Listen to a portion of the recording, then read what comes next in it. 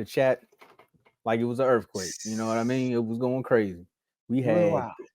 we had the Commanders go up against the Philadelphia Eagles, or some would say the Mighty Ducks. So you already know what this is. They win ugly, but they win. Shout out to Okay, Reese. there you chat, first lady of the chats.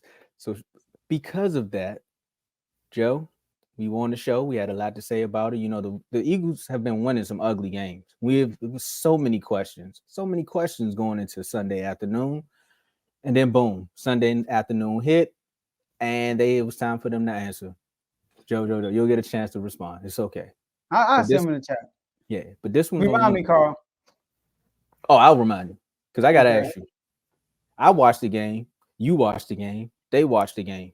But what did you, Joe, learn from that Commanders Eagles game? Man, so look, Tomo Dave. I was like, man, that chat was lit. Man, y'all gotta join the IG chats because that was crazy. That atmosphere in the chat was wild. Like it was good. Like it was back and forth. Where you at? You duck? I ain't heard from you. That's all you heard the whole time. So this why. Let me say this before I say anything. I respect the Eagles. Eagles are a really good team. Now my whole thing is this: like if we were to beat Philly, I feel like that's a huge accomplishment for our team, especially the loss we just came from.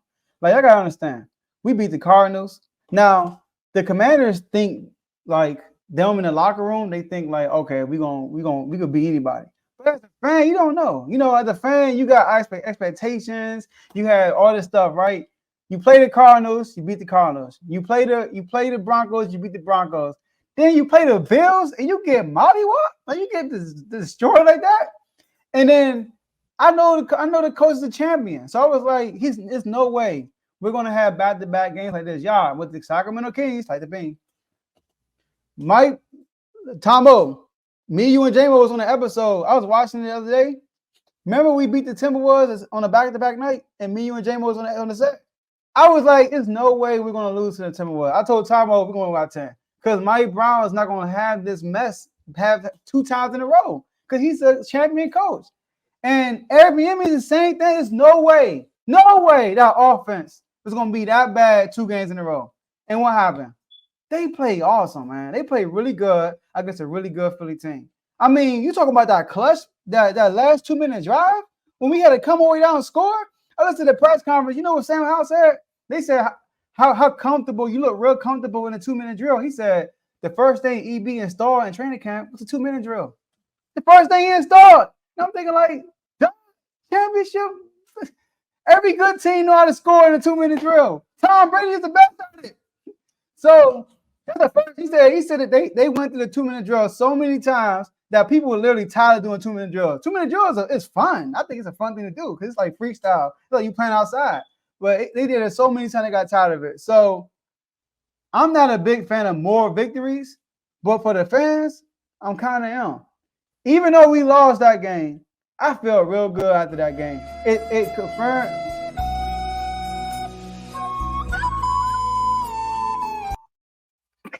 That was so random. I know. So even after that loss, as a fan, I felt like, yo, this team coming, man. And we haven't put everything together yet. You know, our defense let us down. And our defense normally our strong point. What I also felt like, what I was like, our defense is so used to playing these close games. I want to know the stat. How many points do we allow after we score? I want to know that stat because our defense is not used to that. They weren't used to us scoring like that, like scoring 31 points. When last say I see us outside of the Broncos game score 31 points? Think about it. When last we scored 31 points? Oh, my bad. We scored 32 on the Eagles last year. My bad. But the last touchdown was over a fluke fumble. You know, we scored 31 points in a brick. So the defense not used to that. So I'm excited about this team. I really am. I really think we got a good slate of games coming up. We play like the Falcons, the Bears. We play teams that we should win against. All right. And I like where we are mentally. Emmanuel Forbes got scorched by AJ Brown. I want to shake AJ Brown's hand. Great game. And I want to thank him because that's gonna make Emmanuel Ford. I saw Emmanuel Ford and he got cooked and he dropped the ball in his lap. I saw him on the sideline. He was pissed. He was like, I was like, yes, he's mad. So I really think he will respond just like Sam Howell responded to this game. And Sam Howell, y'all, he's going to get better. But I'm excited. That's all I got to say. Congrats to the Eagles for winning, but we'll see them again. All right. So, two things I learned from this game, probably a little bit more, but I didn't write it down. First things first is you all have your quarterback. That's number one. You have your quarterback. I know we said, I know there's a lot of jokes about Sam how well, the front, the fantasy football names just run, with Sam Howell. How well will he do? How will we know? How will they lose? Who else knows? So that's one. Two, when you get a rookie cornerback and they get compared to Trayvon Diggs, is their draft comparison. There's only one way up you can figure this out, right? So as a Cowboy fan, I sat there and watched, and he was like, people's going off like, why would they leave him on AJ Brown? Why are they having him on AJ Brown? And Mr. Narrative, I'm like, because he the number 2 receiver, duh. Like, why would you have the rookie on him? That's why. So I had to go back in my brain after he got all them yards on him, because of course, why would you put a rookie on somebody that you would deem the number 1 receiver, right? Come on now. Trayvon Diggs versus Terry McLaurin. His first year, Terry scorched him, and he learned from that. And what is Trayvon now? One of the best cornerbacks in the league. So hopefully he learns from that. Also, coming off a game where you throw 4 interceptions and you bounce back like that to go up against a team whose defensive line is probably better than the Bills, the secondary is able to feast because of that defensive line. You all no turnovers, none, and have a clutch game, 2-minute drill. I learned a lot from the Commanders game. And I learned a lot about the Eagles too, because there were a lot of questions that I had about the Eagles. Can they play when they're actually down? They did. Can they make the big plays when it's time to make the big plays to go win the game? They did. Mm-hmm. Can Jalen Hurts win in a shootout? He did. So I learned a lot from both teams as a person in the NFC East. I learned a lot, but the Commanders are on their way up. Dave. So I'm probably the only person on the show right now that was not able to watch the game yesterday. I was at work. I mean, what am I supposed to do? So, but from the highlights I've seen and from me watching both press conferences, I feel like the Commanders have a bright spot with Sam Howell as the quarterback. He actually played very well yesterday. He played his butt off yesterday. I was not expecting him to play that well just because of the Eagles defensive line, but he played well. But I also wasn't expecting the Commanders defense to give up 34 points in back-to-back weeks. I thought that they would step up and, hold something down. I felt like this game was – I more so felt like this game was going to be like a 27 to like 17 or 27 to 20 kind of score. But they both teams were just – they were going at it every single thing. You can tell that this is a NFC East rivalry game. It's a playoff game for real. It seems like it's kind of sort of like the last time they played the Eagles last year when they went in Philly and beat them in Philly. The atmosphere was pretty much the same. It's just that the outcome was different.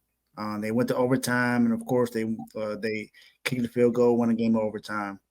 But the Commanders should feel pretty good because you're a young quarterback, and only his 5th game has showed some promise. Now the game before, he's like you said, he made a lot of mistakes, but he recovered from that, and that goes to show what Joe has been talking about, saying that he's even killed. He's never too high, never too low. He's just right where he needs to be when it counts. And as a leader, you want that. You want that in your leader. So as long as they continue to improve, and if they go on a win streak, they should feel good. Not like Joe said, they have they have some games coming up with the Bears on Thursday night. Then they got the Falcons. I forgot who they play after that. I know they play. I know the fourth game they play is the Eagles again. They got the Giants, then the So Eagles. you got 2 division games coming up, and 2 games outside of division. And the Falcons now looking to not. They were looking okay at first, but now they don't know for sure if Desmond Ridder should be the starter or not. I saw something earlier where the head coach had to come out and defend and say he would be, but they're already thinking about benching him. And then you got the Bears with Justin Fields, who had his best game yesterday since he got drafted. Thursday night game. We're gonna see what's gonna happen. Can't wait. I get to chill on Sunday. So it can be either they can either go in the 3 or 4 game win streak, or it'll show you. So for me, I didn't see what I saw was promise from Sam Howell. That was what I saw. It's just I want to see what everyone else. I want to see what this team's going to do now after having back-to-back losses. Well, hopefully they can bounce back. I mean, Joe be posting on his Instagram. He showed the Eric Bieniemy press conference. He said these boys will be prepared, and they were prepared. They actually went down there. They cheated y'all out of that catch. That was a catch. Yet another game with the Philadelphia Eagles on a Sunday at 1 p.m. Was it a catch or was it not a catch? I know we gotta go, but my whole thing about catches like that is that Devontae Smith caught a catch, and they just said it's a catch, but then when you review it, it's a catch, right? Or it's too close and you really can't tell, so you gotta go with the call on the field. When it's a close like that, bro, call the catch. Like, you know how sometimes if it's a turnover, they won't even blow their whistle. They just let it go. We're going to just review it. Like, bro, it's overtime. We can't even challenge it. You gotta call. You gotta challenge. You gotta basically review it. Call it a catch. Look at the replay. If it's you don't know which one it is, go with the catch. But it's all. I mean, it happens. So I'm not gonna blame the refs because we had other opportunities to win that game. So, well, yeah. I mean, trust me, being a Cowboys fan, I know it was a catch and was not a catch. Trust me, it was a catch. And speaking.